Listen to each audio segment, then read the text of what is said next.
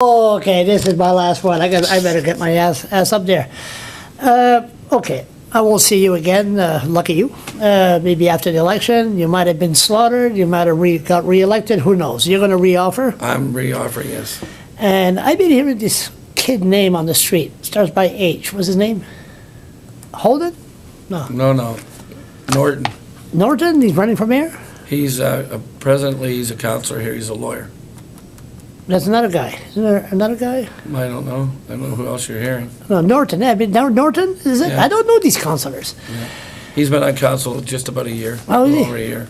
Oh, he won the by-election? When one of our councilors decided to run for the provincial government, Carl Killen, he put his name up and he won. Yes. That's how he won. Yeah. My God, he thinks he must take a lot about himself to go to, don't answer that, but 2 years run for mayor. Wow. Takes a long time. How's the relationship between you and your brother? Great. How do you think what's going to be? Is there a conflict? Council? Never. No. Listen, it's. You guys suck holding each other? Or, no. Listen, what happens is it's just like if you have brothers and sisters, we agree in most things. We don't agree on all things, and that's good. During your term in office, we lost Abel LeBlanc. Yep. I think that was sick. I think that was disgusting. It was. Abel LeBlanc did more for. He worked for every party. Actually, some of the opposition parties, people, every time I see them, said, say hello to Abel for me. Yeah, he exactly. was a good guy. He was. Yeah, Abel is a cream puff. Yeah. Oh, yeah. He's crusty on the outside, but he's got a soft heart. Oh, beautiful. He helped more people with homes. He did, before he was MLA. He built 3 centers. You look at what he did down on the Lower West Side, the Carlton Center. Look what he did over in Milford. He got the land for them in Milford. Yeah. He did the Randolph Center over and so on. I would like to put him in a time machine back for a beautiful. But I hear he might run for council. Did you hear that? He told me he's not going to do that. He's waiting for the next provincial election. Wow. Oh, good. Well, good. Good. Hope you don't say how. No, Abel and I are still good friends. Oh, yeah, no, he's good. So, what did you, if you're defeated, can you leave with your head high? Listen, I come in here, nobody controls what I say or do. I'm an independent person. I had the support of labor, I had the support of non-labor, I had the support of white collar, the ordinary citizen. I'm just a North Ender who grew up here and did all kinds of jobs. I was a fisherman, I drove truck, I worked in all kinds of climate weather. My father was blue collar. And you know what? I'm proud to say that he put food on the table. It gave me an opportunity to go to work at the age of 14. Teacher? Yeah, I've been a teacher. I've developed curriculum. So what did you accomplish as mayor? On the mayor, there's a check outside of my wall there for $4.3 million. I was the president of the cities of New Brunswick, and I threatened FCM that I would take 102 municipalities if we didn't get access to green municipal funds. I pointed out to them that we were the only province in Canada for 8 years that couldn't get access. And so I went on a campaign. I got the other presidents for the other 2 associations to sign on with me. And I pleaded our case.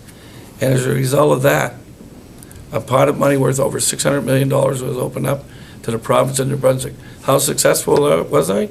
The president of FCM sat right here where I'm sitting to present me a check for $4.3 million, to give me a check to take out to Murray Driscoll, the mayor of Quispamsis, for $2.3 million for his new Qplex out there, and also a check for Memram Cook. Memram Cook wanted a new wastewater treatment facility.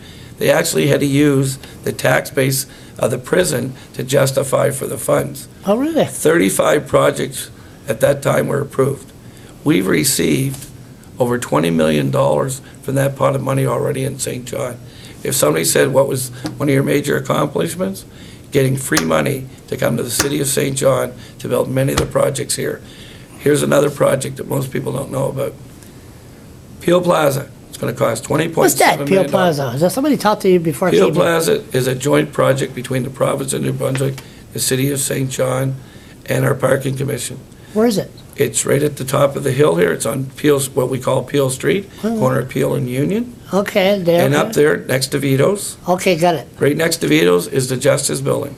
It's going to have over 500 employees, all the judges from Sussex to St. Stephen will be housed there. Right across the street from it will be the new police station, next to the Art Center, and next to the Art Center will be a parking garage to meet the needs of both the police department and, more importantly, the Justice Building. They can't open without proper parking, so that's going to meet their needs and so on. So the police station is our major component. People said it was going to cost $50 million. We did a shadow bid. We looked at going 3P. The 3P would have cost $22 million more than what we're building it for it now. We're building it on time for $20.7 million on budget. On budget. Now, you don't hear that too go often. back to the green funds. We were successful in asking for a loan from the green municipal funds. They're giving us a loan of $10 million at 1.5% below the Bank of Canada rate, which means we're getting it interest-free. Plus, on top of that, they're giving us a grant of $1 million. So that's $11 million towards the $20.7 million. So when people said, look at all the money they're spending. Well, if someone could give you interest-free money and give you $1 million on top, what would you say, Charlie? Let's not take it?